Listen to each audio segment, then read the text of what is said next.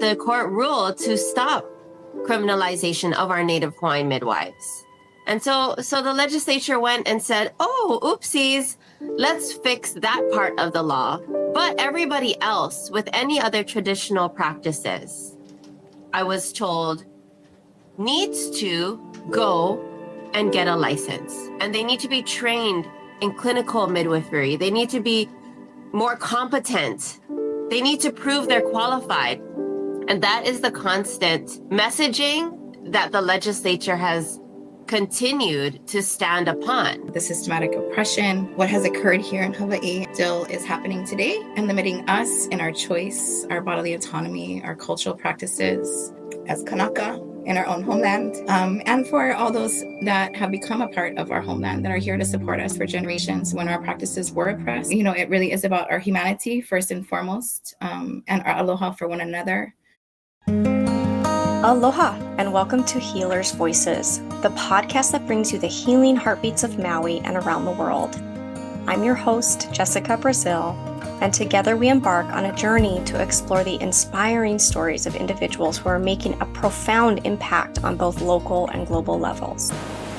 From the powerful healing of Maui, we are here to amplify the voices of healers, visionaries, and changemakers. We believe in the transformative power of dialogue to chart a future where all life thrives, living in harmony with the natural world and embodying the spirit of aloha.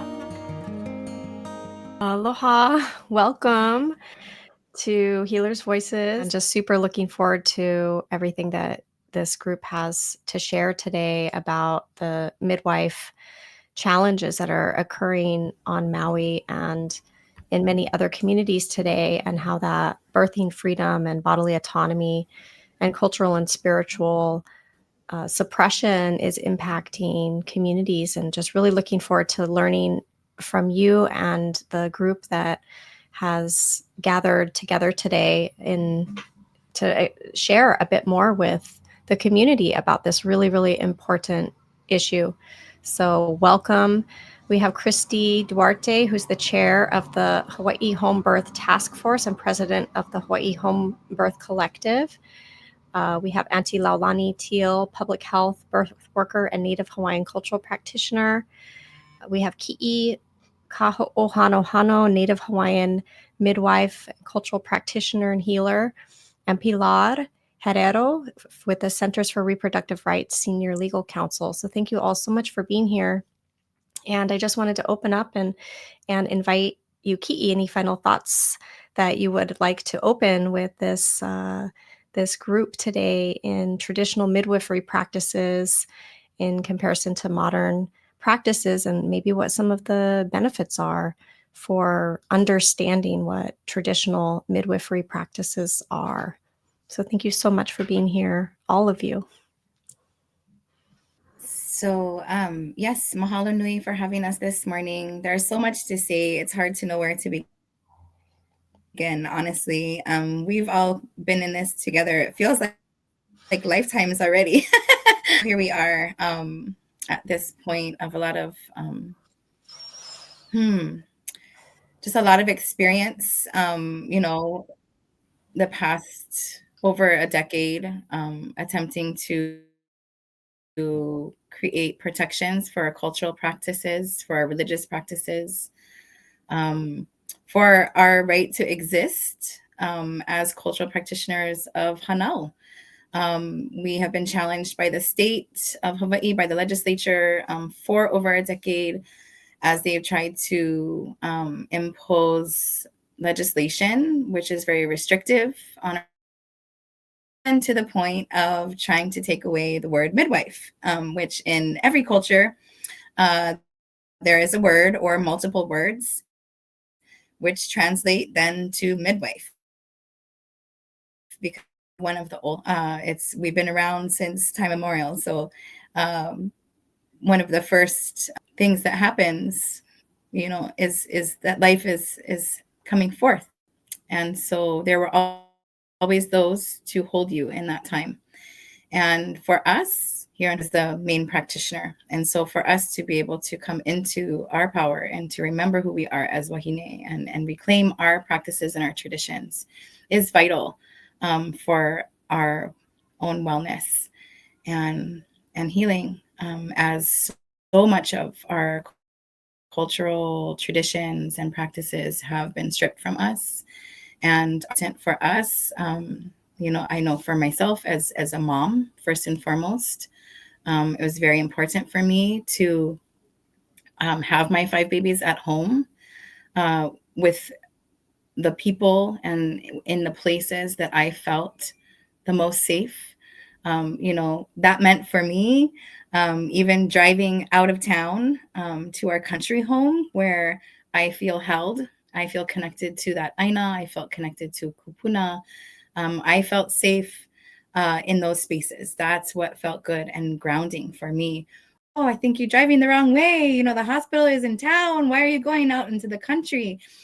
And for us, it was to be, on our aina kupuna, returning birth home to the lands of our ancestors, where, our families had been birthing for generations upon generations prior to oppressive, restrictive laws and, the various things that were imposed upon us to take away these practices. So as we are in a day and time where we have those freedoms, we have started to remember and rekindle those practices and return them to our people.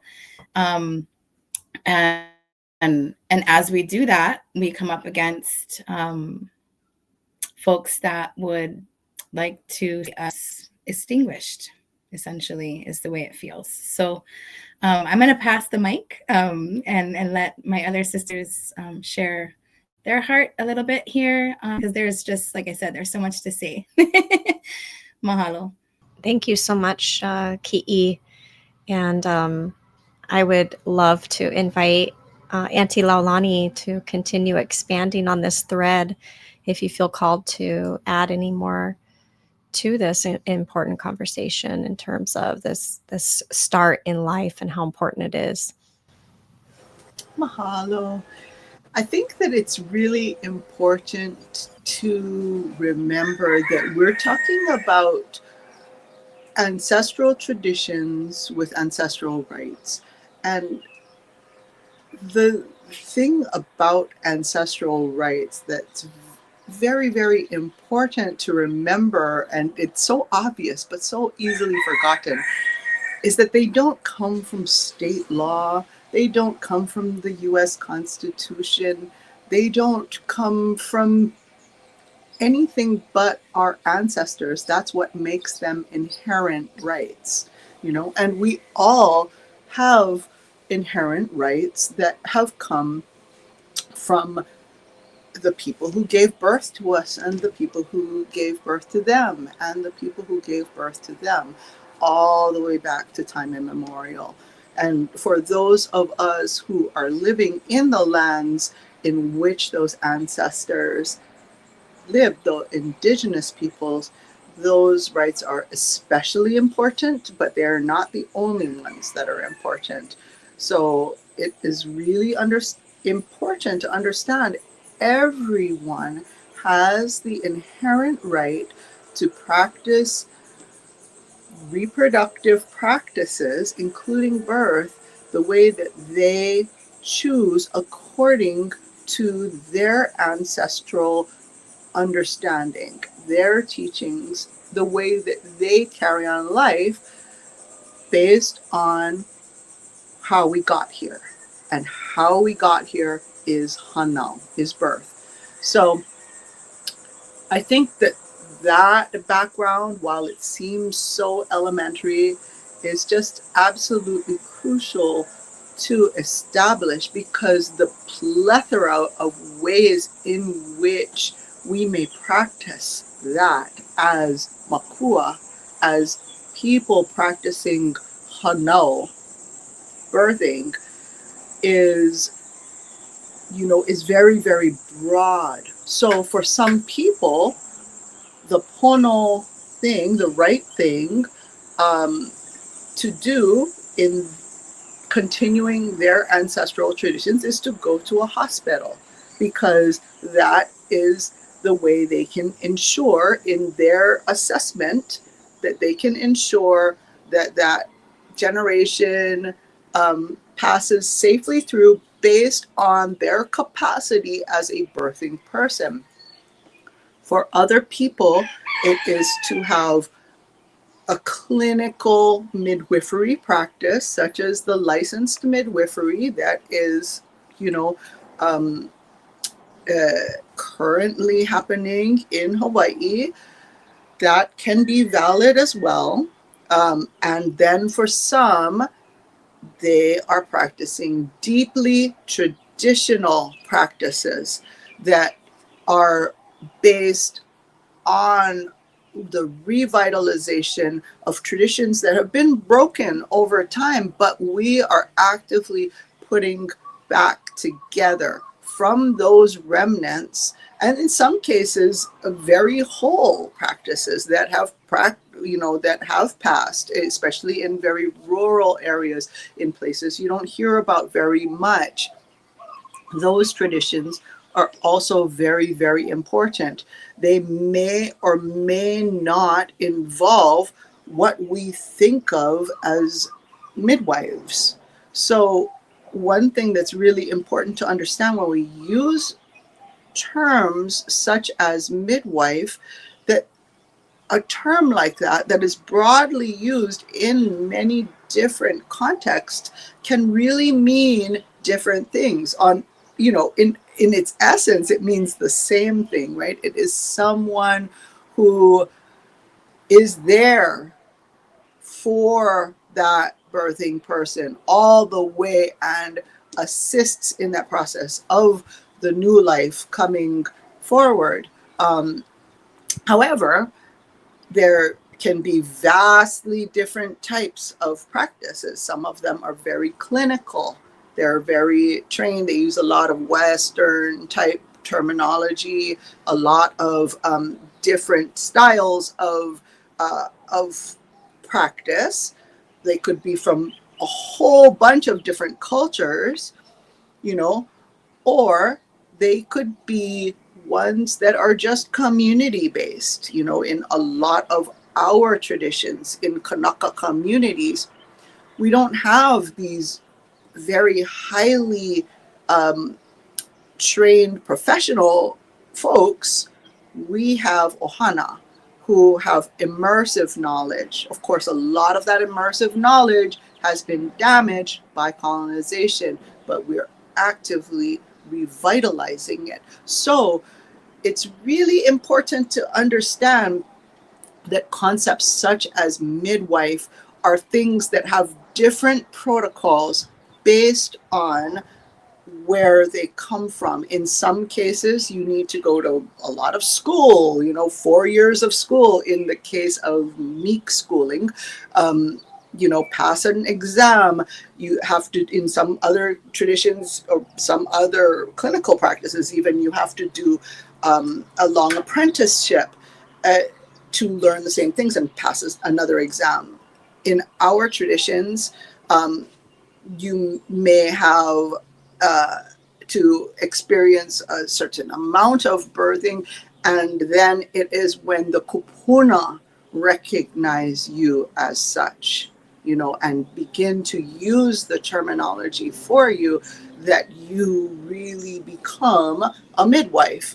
So I just want to give that background. Sorry, it was a little long, but I think that it's really important to understand that there are all of these different traditions that are at play in the same society and in the same community. And one thing that we absolutely know, just like any other reproductive or sexual choice, is that it is never a good idea to stop anyone from doing what they need to do with their own body, with whoever they choose to be part of that experience. So in cultural terms, that means one thing. In medical terms, that may mean another thing.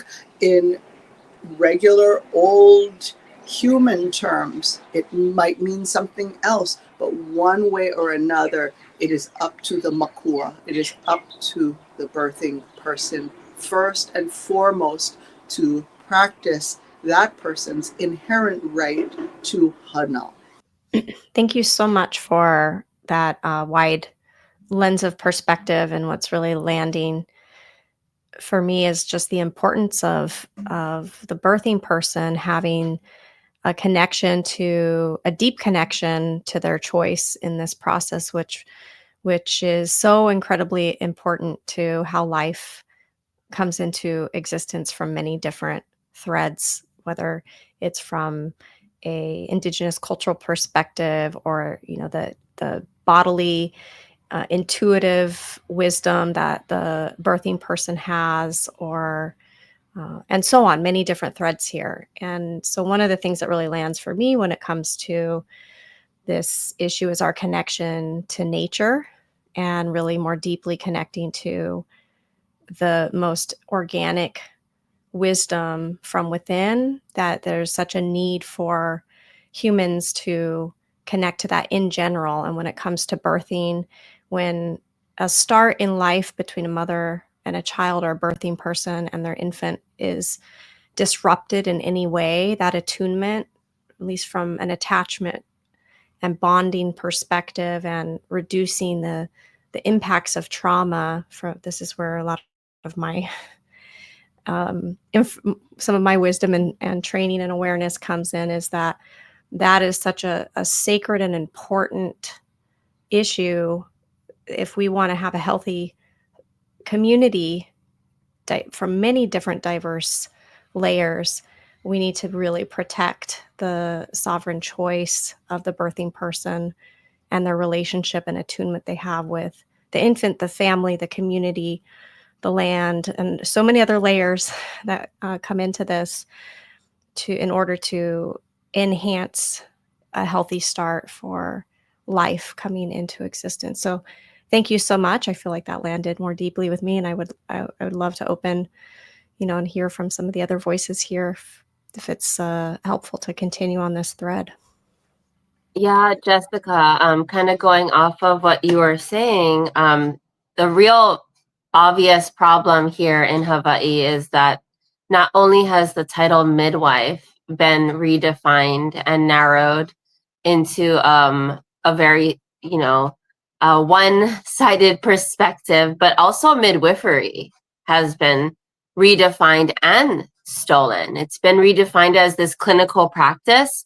And when the legislature has chosen to do that, it has now resulted in a restriction of choices of who can actually support you in your pregnancy, childbirth, and postpartum period. So it's not like it was just like, hey guys, here we are, we just want the title midwife. No, they took midwife, they took midwifery, and they took choices. And when they restricted those choices, they have communicated clearly to the birthing families in Hawaii that they are not intelligent enough or capable enough to make decisions of who they trust and who they want to participate in that very sacred time of their life. And so what has resulted now is we have a bill that's sitting on the governor's desk that has basically two choices. First choice is for Hawaii families to choose a clinical midwife, a westernized trained midwife that has a license. And the second one is the legislature thinks they did such a great thing, and now they have protected, traditional and customary practices of our Hawaiian practitioners, like they did a favor for our community or something when they put in language that intends to protect the traditional and customary practices of our Hawaiian practitioners, which was proven in court this past summer to not be protected sufficiently, which is why in the lawsuit and the motion for the injunction, the court ruled to stop criminalization of our Native Hawaiian midwives. And so the legislature went and said, oh, oopsies, let's fix that part of the law. But everybody else with any other traditional practices, I was told, needs to go and get a license. And they need to be trained in clinical midwifery. They need to be more competent. They need to prove they're qualified. And that is the constant messaging that the legislature has continued to stand upon. But what really made it clear was last Monday, April 14th, it was the final reading of HB 1194 before the bill would have been and is being sent to the governor. And it happened that day there was midwives, Indigenous midwives from over 17 nations gathering here in Hawaii for the Global Council of Indigenous Midwifery Conference. And so they took time out of their schedule of this conference to come to our Hawaii state capitol and enter through the security check-in and all that stuff to be able to sit in our chambers and in our gallery. And they were recognized from the floor, from Maui Representative Ellie Cochran, as Indigenous midwives to please stand in our chambers. And she recognized them and all the nations that they were representing. And it was very clearly made that day that those Indigenous midwives were the very midwives that this legislature intended to hit with heavy fines if they chose to participate in our own communities, pregnancies and births, and that our Hawaii communities did not have a choice to any of these Indigenous midwives without the penalties of heavy fines being placed on them. And it was so clear that day, and it was so powerful that what the legislature was doing was absolutely horrible and disgusting and discriminatory at every level, because we had other nations there that now our people in Hawaii could not choose from as their midwife, and our Hawaii state legislature saying, you are not qualified, you are not competent, our own people here are not competent, so therefore we are going to restrict choices.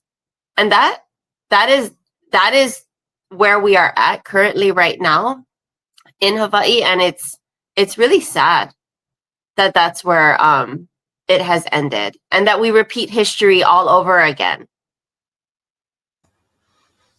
And as you share this, it just, really comes up my awareness of the business of birthing and issuing birth certificates and having that relationship established with government entities being enforced. And I'm really just curious, the more I followed this issue and learned from you all around it, the more that seems clear to me that is a big motivation for this issue. And I'm really curious, perhaps this is a topic Pilar has some expertise in, from a legal perspective with reproductive rights, is as there's an interference in the birthing process and the issuing of that birth certificate.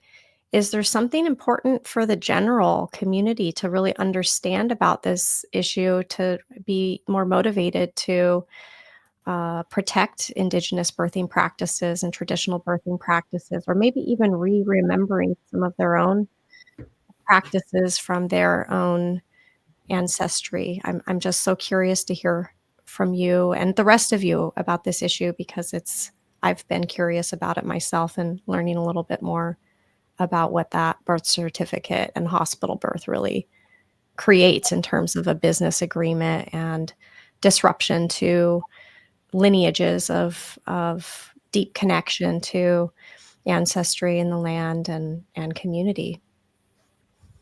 And whoever can speak to this best, I open up. But Pilar, if you have any legal perspective to add, I would really appreciate it. Yeah, I can start us off. So I think, when a lot of people think about reproductive rights, they think about the right to decide whether to end or continue a pregnancy. But if you can decide to continue that pregnancy, you should also have choices and decision-making authority in what happens as that pregnancy continues and how you give birth and where, how, and with whom you choose to do that. And so I think in a lot of ways, the battles around reproductive rights have been focused on sort of bans on certain procedures, bans on certain types of healthcare, and really hostile efforts to block people's choices about ending a pregnancy. But we've actually accepted a lot of dominance over our birth experiences. We've accepted that other people, particularly physicians and hospitals and health insurers, right, and their policies, that they get to really control a lot of the decisions and circumstances around our pregnancy and birth. And so I think it is really important, even in a state like Hawaii that does have, other strong protections for reproductive rights, to recognize that reproductive rights also includes those birth and those choices. And I think the other thing that it is maybe seems obvious listening to these folks, talk today about their own experiences, Ki'i talking about how important it was for her to give birth on her ancestral lands, the ways that she made the decisions around risk assessment, right? Like she didn't just take into consideration the medical risks, but also cultural factors where she felt safe. So I think it's also important for the pregnant person to be the decider, right? The ultimate decider about what safety means, what health means, what risk means to them, and to have control over those decisions. But sort of, back to this question around sort of like the business interests and the way that regulation has really interfered with pregnant people's decision making. I think a lot of the choices we make are not really choices at all, right? Many of us will decide to give birth in a hospital because that's where our insurance covers, right? Or that's near us, or because there really aren't other options available to us in our community. And there are midwives in every community. There have always been midwives, but they are really struggling to maintain, these traditions in the face of a lot of barriers, including barriers that come from law and policy. And so I think what's really important to remember as we discuss, the laws in Hawaii that are currently, making their way through the legislature, is that these are not just like neutral regulatory matters. These really come down to really fundamental questions about reproductive autonomy.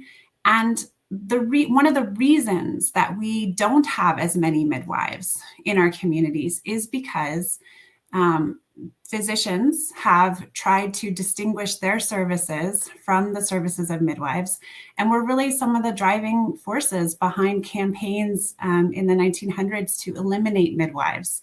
And then later on, there were white nurses who also tried to distinguish their services from the community midwives that existed, right? And so this constant trying to replace midwifery and replace the community-based services that have existed for a long time in many communities with other newer, more modern health services, that it's not neutral, right? There are deeply embedded, issues around racism and sexism that factor into how those campaigns played out, how those laws and policies were built and put in place. And that's not something that's just, that's part of our long distant past. It's something that continues to reoccur. So we can't look at this in a vacuum. We have to look at it in the historical context. And we have to also appreciate that there are still issues around racism and colonization and sexism that are playing into these conversations on the floor of the legislature about who gets to decide where a pregnant person gives birth, who they choose to be present at that birth and surround them and take their advice from, and who gets to make the decisions around what risks are acceptable and what safety and health actually mean to people. So I would say, this conversation has been, considered very controversial in Hawaii, but I think it also just speaks to the fact that when people's reproductive autonomy is threatened, they will fight back. These are things that matter very deeply to people. And rather than sort of reacting with paternalistic, policies and sort of trying to suppress those desires, I think it would make a lot of sense for lawmakers and for the healthcare system to try to work with communities to strengthen the maternal health care system so that everyone is able to make those choices in the safest way possible. Thank you so much for expanding upon that. And it, as I hear you share this, it really brings up this a lot of leadership that maybe is underdeveloped in terms of ego strength. At least this is a mental health term for those who relate to it in that way. That's where this perception of hierarchy or better than or having more access to more wisdom than another person, that's a framework or a belief system that's, deeply influenced in the practice of an approach of colonization or one culture community overpowering another. And I'm curious, when it comes to restricting midwifery, who really benefits from restricting traditional midwifery? And, can some of you speak a bit more to what you perceive in terms of the root of this issue and where it's stemming from?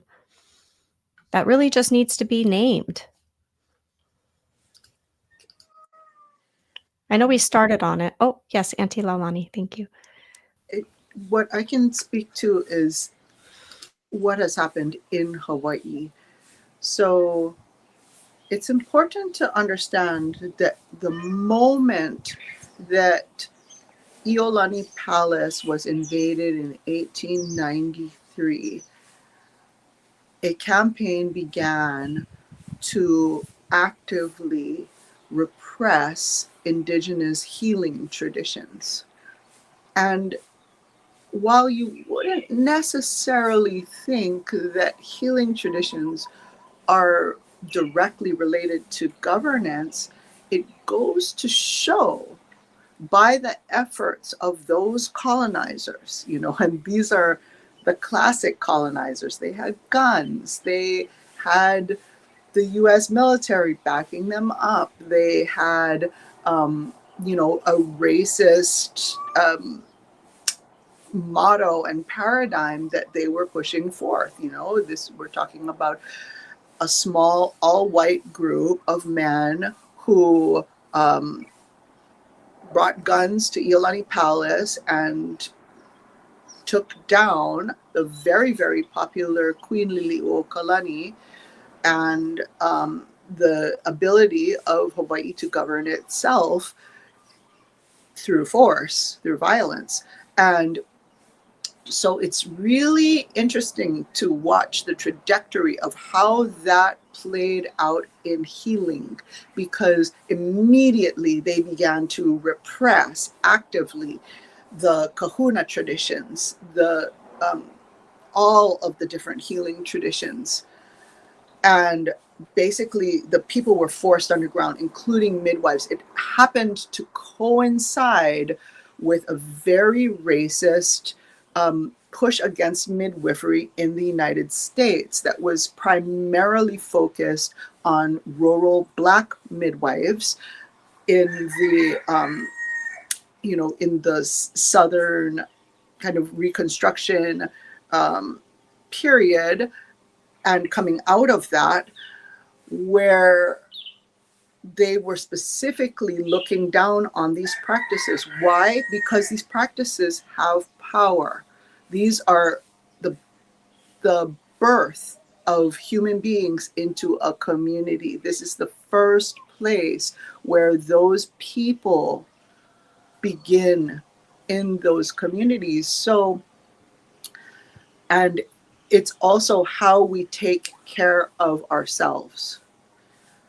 And it's really important to understand that one of the functions of colonization is to interrupt that on the food level, on the healing level, on the peace level, on the community harmony level, on the integration level. It is to disrupt it and to channel it into their own systems, which they will then flavor with our cultures, right? They flavor their colonial paradigms with our cultures. And I think it's really, really important to understand that not all medical systems are by their very nature colonial. I think, Jessica, you and I both saw that in Maui, right? When and Ki'i certainly in Maui, where Ki'i was running the healers hui, and then there was the and then the medic healers hui had all kinds of doctors and nurses and all kinds of folks. There was absolutely no problem in those systems working together. That is integration. That is healthy coexistence that absolutely can happen. And we know it can happen because it did happen. And we witnessed that and we were there. But when you have top-down systems in which very few individuals are benefiting and have a need to control ultimately the people, but through but they control the system in order to control the people, then you have these other paradigms that have their own justifications for why all these community practices are dangerous, why these indigenous beliefs and ways are antiquated and just should no longer exist. They're outdated and really need to evolve, but it is very, very important if you understand how these systems integrate, that no culture can evolve by force. That's not evolution, that's colonization. Yes, we can integrate, we as practitioners can integrate elements of Western culture into our practices. Many traditional midwives will use modern cutting tools to cut an umbilical cord, but that is their doing. Yeah.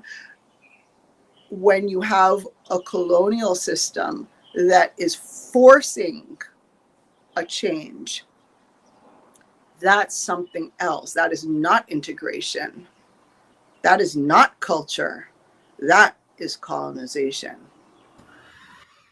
So I don't know if that helps, but super helpful, extremely helpful, because it really threads together a deeper understanding of the underlying root of this issue, which is how do we problem solve and how do we coexist? And if there's a diversity of species in the environment, there's also a diversity of species of humans, and how we coexist and how we approach birthing, healing, and dying practices is absolutely at the core nucleus of how a community can heal and thrive.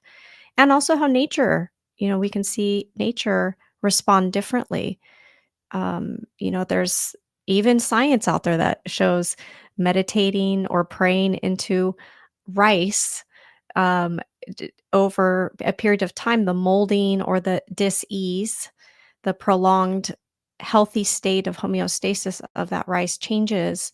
It is stronger and healthier and lasts longer with the loving prayer and intention, or even just the water. We see water molecules and how that changes based on how we put prayer and intention. So, from my perspective, as I've witnessed and had more and more conversations, is that for some to kind of make this leap in their thinking and their consciousness is when we go into the abstract or the intuitive, we have to let go of a sense of control, and that can be scary for people. And yet it's so important to make this transition away from conquering, war, conflict for problem solving and into pathways of healing.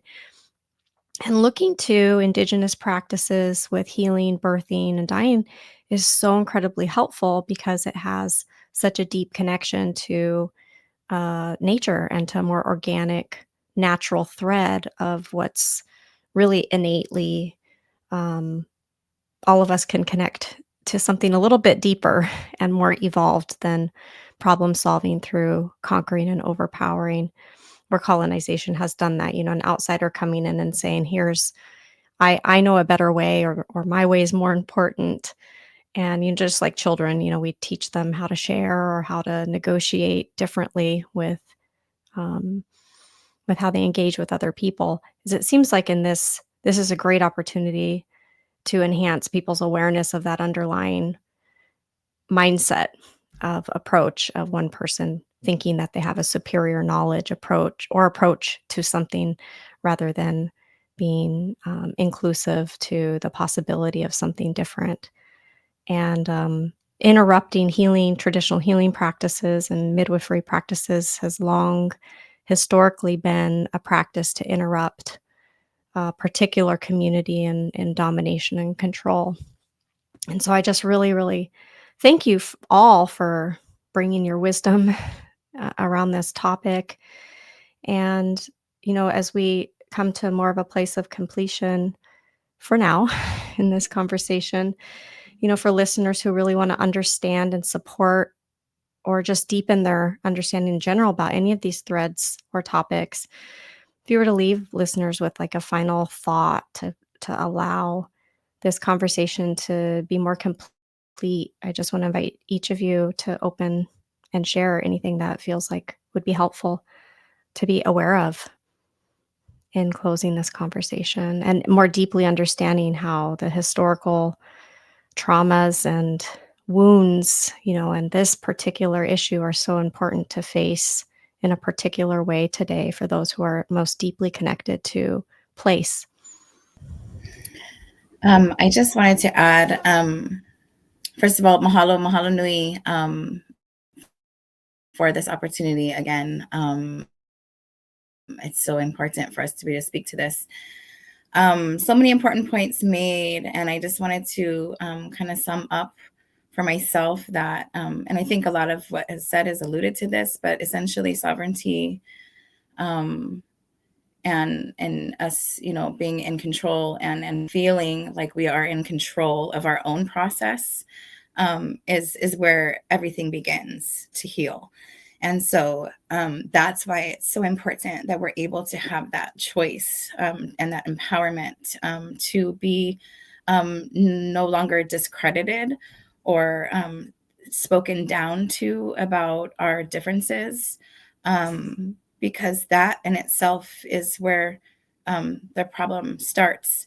And what's really different about who we are and what we do is the relationships. You talk about aina, or land, the connection to our food, our waters, and we are a direct reflection of that which surrounds us, that which feeds us.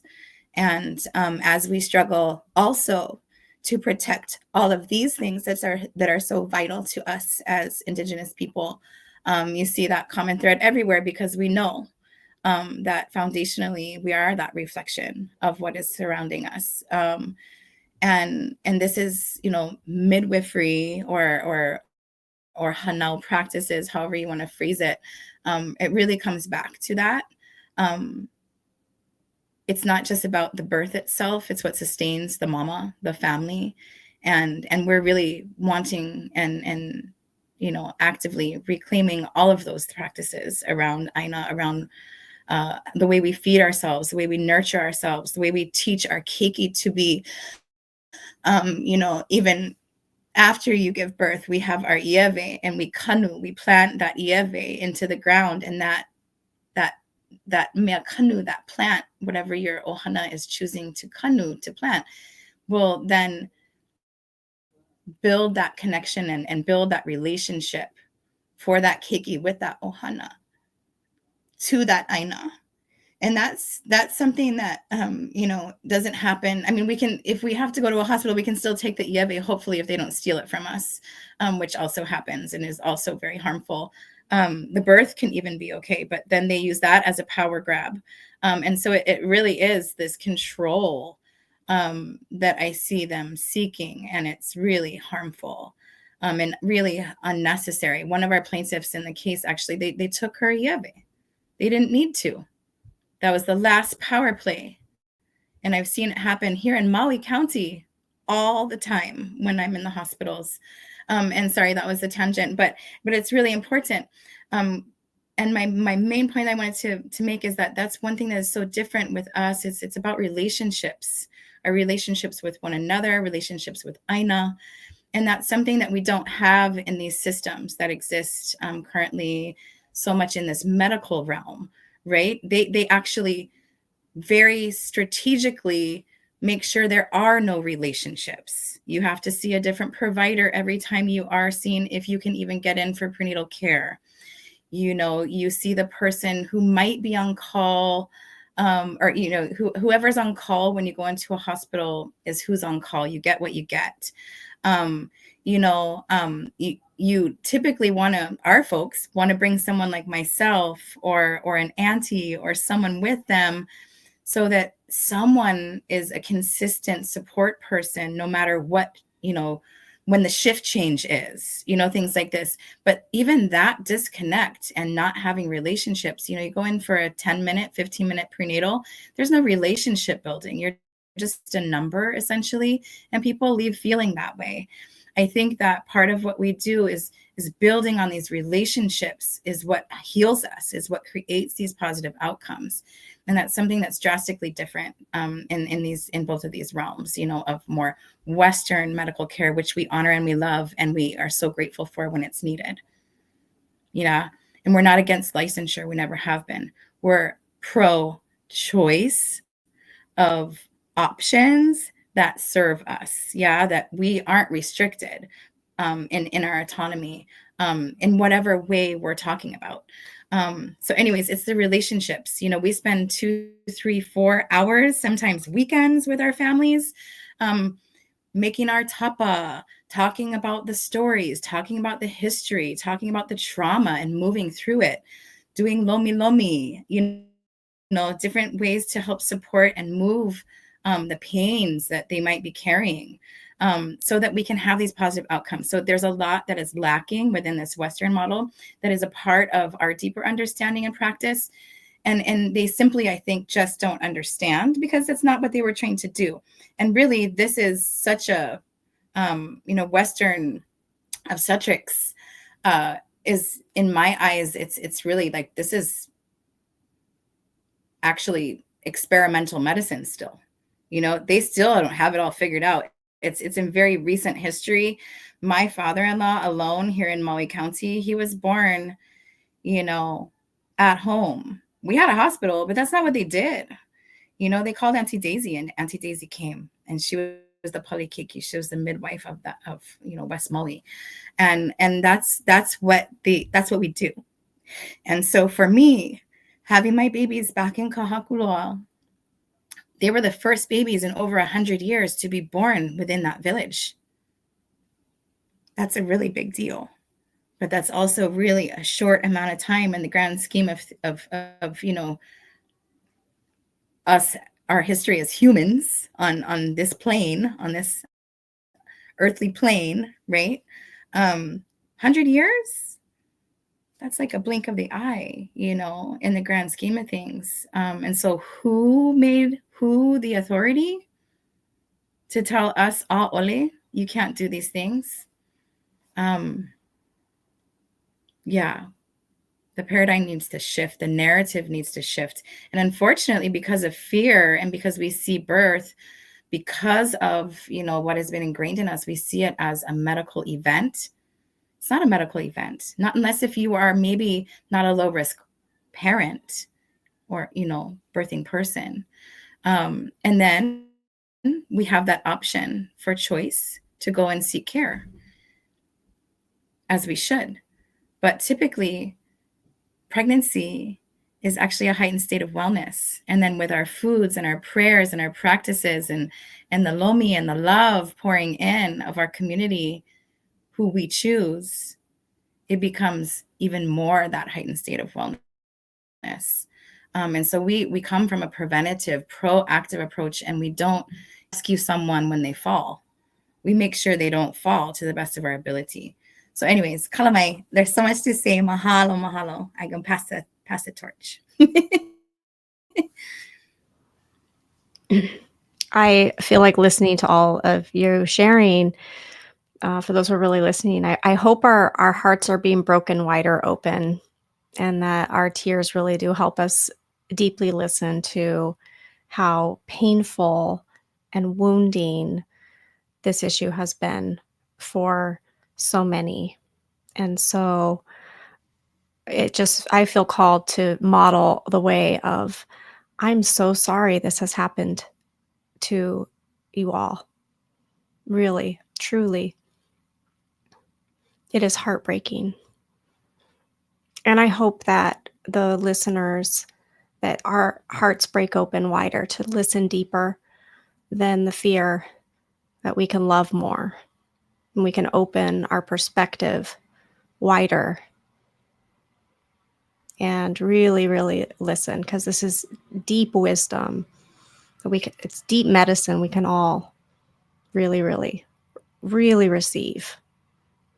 I can just feel it in every layer of my body. You know, the truth and love is felt so differently than fear.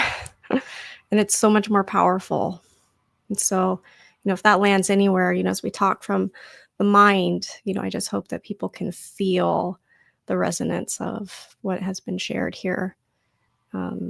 So thank you, Ki'i. And I'd love, you know, if Auntie Laulani, you'd like to share any closing wisdom, or Kristie or Pilar, if you have any pressing, you know, opening that you'd like to invite in our final few minutes. Otherwise, I'd love for Auntie Laulani to close. Even a prayer, anything that you feel called to share, but is welcome. I can just really quickly jump in and say, you know, to the point about it being heartbreaking. I think it has been. It's been heartbreaking to see our clients and their community just work tirelessly to educate their representatives, their political representatives, and other decision makers, and to not really be afforded a meaningful chance to participate in the process, or to be dismissed or ignored. And yet I think they have had an impact. So I want to add to that it's also been really inspiring to see the community come together to cooperate as well as they have, and to really to gain some incremental changes. And I would also say that, you know, this is a global issue, right? Like, Hawaii is not necessarily unique in that, and everyone deserves a midwife. Everyone should have access to a midwife who needs one. The midwifery model of care is really transformative and powerful, and should be, you know, an accessible part of every healthcare system. But as we try to advance midwifery and we see the professionalization of midwifery, there is this question that every jurisdiction, that every place confronts, which is, well, what do you do with the people who have always been there, who have always been providing that care to their communities? And I don't think that has been answered well. In many, many places, the answer has been this, you know, has been exclusion. The answer has been criminalization. And so to have this conversation take place in Hawaii, to see everyone fight the way that they have for their autonomy, for their traditions, for their cultural practices, I think it's been very important, because the whole world is watching. And I think it is causing, you know, this fight is taking place in a place that does have this really strong, powerful Indigenous community that has fought for their language, that has fought for their traditions, that has won many of those things and many of those fights. And so I think what it is doing is creating an example and a model and a conversation starter for other places that maybe have already done this harm, or maybe are still continuing to have, you know, similar processes and similar conversations. And I think it is adding, you know, more incentive and for self-reflection and you know, suggesting a different way of doing things. So I would say thank you. You know, for enduring the heartache, but also for providing the inspiration to many others. Yes. And what's good for traditional birthing practices and healers is good for all of us, right? Especially those that Indigenous wisdom. So thank you for sharing that with us in this process. Since we only have 1 minute left, I just want to leave the word ea. because I think it's so important. It's the life breath of sovereignty that exists in every person. And that is the basis for ola, of health and healing and life. And that ea begins at birth. So I think that it's very important that as humanity, we all need to lift up our collective ea and to respect that ea of others, so that is how we build health. That's how we build wellness. That's how we build peace. It's how we overcome the diseases of colonization. It's how we become whole again. And it starts with that first breath, and it goes through our whole life in every single thing that we do. So mahalo nui loa for this time, and aloha ea.